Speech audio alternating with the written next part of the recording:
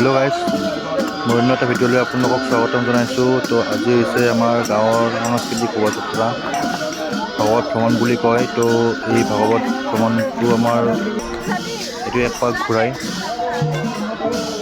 তো এতিয়া ইয়াতে এনেকুৱাকৈ নিয়ম আছে, আমাৰ তাতে কলগছ পুতি কিনে ইয়াতে সেৱা আগবঢ়াব লাগে আৰু ৰাস্তাত এনেকুৱাকৈ গামোচা পাৰি দিয়া হয় আৰু এনেকুৱাকৈ তাৰ ওপৰতে ওপৰেৰে এনেকুৱা ভাগৱতখন উঠাই দিয়ে।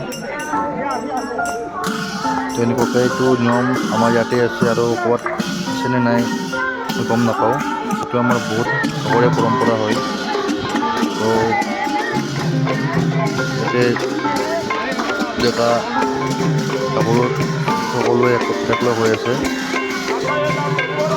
মহিলাসকলৰ কাৰণে মেখেলা চাদৰ আৰু পুৰুষৰ কাৰণে ধুতি পাইজামা আৰু কুৰ্তা পৰিৱেশন কৰে।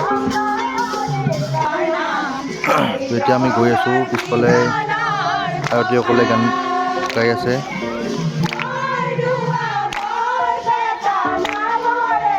আমি গৈ আছোঁ, এতিয়া আমি মেইন হাইৱে পালোঁ। তো আমি এতিয়া আহি গোটেইকেইজনে আমাৰ নামঘৰৰ ৰাস্তাটো পাই গ'লোঁ।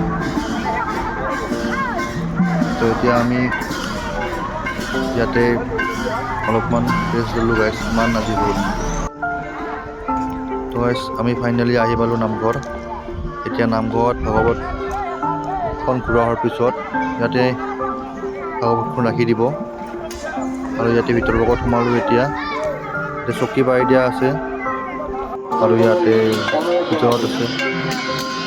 তো এতিয়া আমি ইয়াতে অলপ চাহ খাই ল'লোঁ। তো অলপ দেৰিকৈ আমাৰ ইয়াতে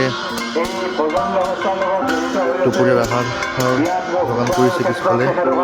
তো এতিয়া আমি পিছফাললৈ যাম, পিছফাললৈ আহি পালোঁ। এতিয়া ইয়াতে দুপৰীয়াৰ আহাৰ গ্ৰহণ কৰিম। তো মই বহি ল'লোঁ, ইয়াতে ভাত খাই ল'লোঁ। এতিয়া যদি ভিডিঅ'টো ভাল লাগিছে লাইক কৰিব, শ্বেয়াৰ কৰিব, ছাবস্ক্ৰাইব কৰিব।